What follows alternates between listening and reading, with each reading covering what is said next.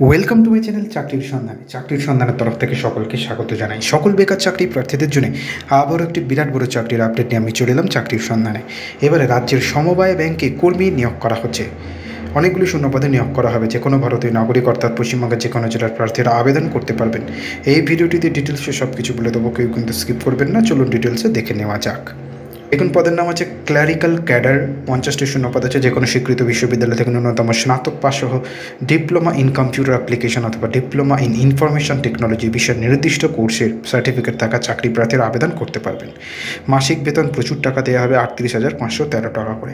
বয়সসীমা সর্বোচ্চ 40 বছরের মধ্যে হতে হবে। সরকারি নিয়ম অনুযায়ী সংরক্ষিত শ্রেণীর প্রার্থীরা পয়সা ছাড় পাবেন। আবেদন করতে হবে সম্পূর্ণ অনলাইনের মাধ্যমে। আবেদন জানানোর ক্ষেত্রে সংস্থার নির্দিষ্ট ওয়েবসাইটে গিয়ে অনলাইনে আবেদনপত্র সঠিকভাবে পূরণ করতে হবে। আবেদনপত্র নির্ভুলভাবে পূরণ করার পর প্রয়োজনীয় নথিপত্রগুলি আপলোড করতে হবে। নির্দেশ অনুযায়ী সমস্ত নথিপত্রগুলি আপলোড করার পর নির্দিষ্ট আবেদন ফি জমা করে সাবমিট অপশনে ক্লিক করলে আবেদন নথিভুক্ত হয়ে যাবে। ডেসক্রিপশন বক্সে সেই লিঙ্ক থাকবে, সেখান থেকে আবেদন করতে পারবেন।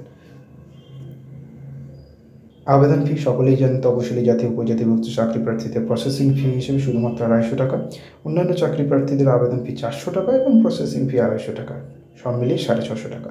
আবেদনের শেষ তারিখ 10 এপ্রিল 2024। ডিসক্রিপশন বক্সে লিঙ্ক থাকবে, আবেদন করতে পারবেন। নেক্সট আপডেট নিয়ে খুব শীঘ্রই হাজির হব। সকলে ভালো থাকবেন, সুস্থ থাকবেন। জয় হিন্দ, বন্দে মাতরম, জয় জওয়ান, ভারত মাতা কি জয়।